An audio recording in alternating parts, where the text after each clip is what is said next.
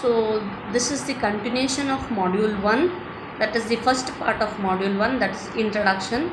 In the previous video lecture we have discussed about the different topologies, different types of communication, all these things we have discussed. So in this part we will be discussing about the categories of networks.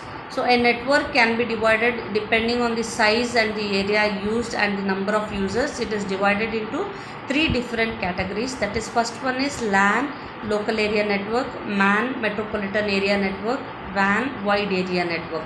So major network is divided depending on its size and area. That is LAN, MAN and WAN. So what is this LAN? So LAN, if you see, it is the local area network, usually privately owned. That is, it can be for a office building. Likewise, that small area that we are going to use, we call it as a LAN, usually privately owned, a network for a single office building or campus less than a few kilometers. So it should be, the area should be less than a few kilometers. So common LAN topologies are bus, ring and star. So topology here commonly used are bus, ring and star. Usually we don't go with the mesh. An isolated LAN connecting 12 computers to a hub in a closed. So this example they have taken. Here in this example we are having 12 different computers. So all these 12 computers are connected to a hub. So this is the example of a LAN connection. So if you see MAN is nothing but the metropolitan area network, designed to extend to the entire city. So it is large, size is larger than a LAN. A LAN is limited to few kilometers. This can be, area will be more than a LAN. It can be few hundreds of kilometers or few tens of kilometers. So it is designed, cable TV network, a company's connected LANs. So different LANs come under a excuse me, sorry, cable TV network, a company's connected LANs owned by a private or a public company. It can be owned by a private or a public company. In this example, you can see 1, 2, 3, 4 LANs are there. 4 LANs are together connected using a public city network. So together everything we call it as a MAN, that is metropolitan area network. Then last one is your WAN, that is wide area connection or wide area network, long distance transmission. Example, a country, a continent, the world is how it is going to get connected.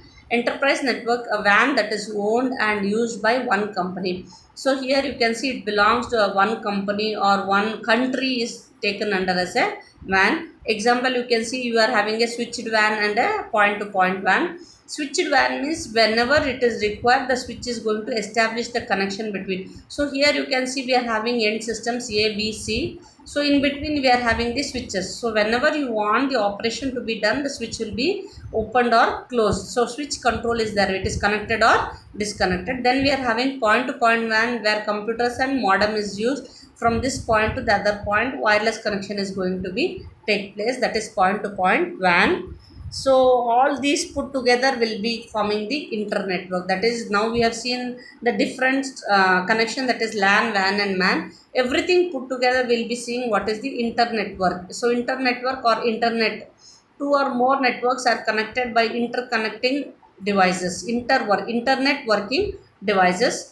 Internet working devices can be routers and gateways. This we have seen, we will be discussing the next modules. That is, what is the router, what is the gateway, everything.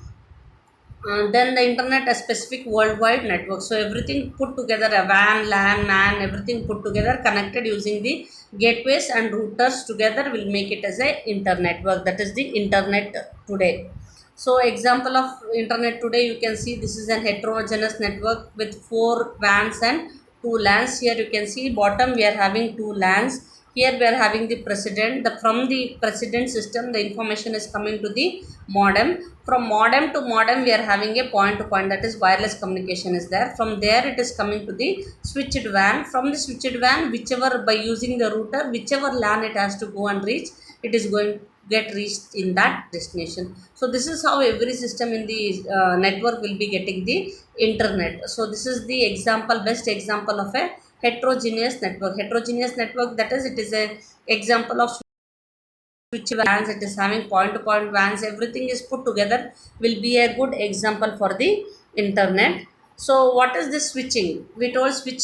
What is the switching actually is? Switches are devices capable of creating temporary connections between two or more devices linked to the switch. You can see this cross mark, yellow color, you can see yellow and red, those are the switches. Whenever you require you can connect it, whenever you don't require you can disconnect it. So this is about the switching. So because in future we'll be studying about the switched network, what is the switched network, all this thing. So taxonomy of switched networks, if you see, switched networks are divided into circuit switched networks, packet switched networks and message switched networks. In packet switched network, we are having datagram networks and virtual circuit networks. All these things in the next modules will be discussing. What is circuit switched networks, what is packet switched network, and what is message switched network. So what are these things? Circuit switched, you can see the example. So circuit switched means a circuit switched network is made of set of switches connected by physical links, in which each link is divided into n channels. So it is having a link that is established between both the switches, and this link is divided into different channels depending on the capacity of the line. You can see from the telephone to the switch, the line capacity is thin line link is used. From the switch to switch, a thick line is used, that is capacity is more, because all four are getting connected with the other four on the other side. In circuit switching, the resources need to be reserved during the setup phase. The resources remain dedicated to the entire duration of the data transfer. Every time they are reserved for the information data transfer, and you have to reserve the link whenever you are having the transmission, that you have to schedule the movement of your information. This is about circuit switch. Now we are seeing what is packet switch. So here in packet switch, what we see, four components: input port, output port, routing processor and switching fabric. So here, there we have seen switches connected between both the other side. Here we are having a router. In the router there is a queue of information to be there. So whatever information has to be transmitted, it will be stored in the queue. When it gets its slot, it will be sending the information. So here you can see input port, the physical layer processor, data link layer processor is having in the queue. From the queue it is going to transfer the information. From the queue, one by one the information will be received at the other side. So main important, you have to see, in the circuit switch you are having a dedicated switches. Here you are having a router. So using router you are going to transfer the information from source to the destination. So example of a packet switched network we can see here: routing processor network layer functions. So it is having, because routers are there, it need to have a table lookup searching the routing table by destination address. Switching fabric, it is having crossbar switch, banyan switch, batcher banyan switch. So these are the input ports, these are the output ports that is connected using a switching fabric. Switching fabric is whenever you require the connection, it is going to establish the connection. If you don't require, it is not going to establish. That is the difference between circuit switch and packet switch. Circuit switch, it is having a dedicated link. In that dedicated link you have to take a time slot for sending the information. But in packet switch there is no dedicated link. Anytime it is required, you can establish the switching fabric and send the information to be transferred. So the internet, when we discuss, the internet has revolutionized many aspects of our daily lives. It has affected the way we do business as well as the way we spend our leisure time. The internet is a communication system that has brought a wealth of information to our fingertips and organized it for our use. So how internet, this is the story or history of your internet, how internet started. So in 1967 they started with ARPANET, proposed by DOTS ARPA. ARPA is nothing but Advanced Research Project Agency. Then in 1969 ARPANET is in a reality. So it was in reality. In 1973 Windsurf and Bob Kahn props TCP to split TCP into two protocols, that is TCP and IP. So internet today, if you see, we are having the ISPs, NISPs, NAPs. ISPs, internet service providers. From there it is given to national ISPs. From national ISPs it is given to the network access points. So how internet today is divided into step by step. So first it is coming from the ISP.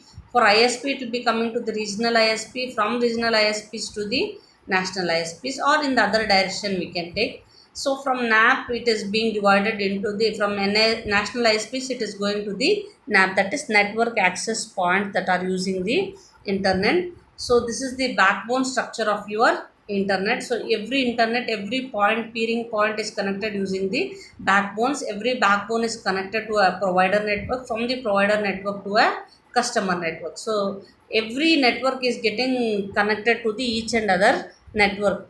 So accessing the internet today, so to access the internet we are having the telephone networks, dial-up service, DSL service, using cable networks, using wireless network, and using direct connection to the internet, that is using devices like dongles and modems. We can get the information from the internet. So this is about the basic information that we have discussed in the introduction in the module 1. So in the module 1, actually we are concentrating more about the basic things, that is what is the data, what are the different components in the communication, what are the different structures in communication, what are the different topologies used for connection, what is a network, how this network is divided into different structures, that is LAN, WAN, MAN, then how it is actually working, what is circuit switch, what is packet switch, all this thing, and what is internet actually. All these basic information we are concentrating in the first part of module 1. I hope everybody got some basic knowledge about the introduction in the module 1 in computer communication networks. Thank you.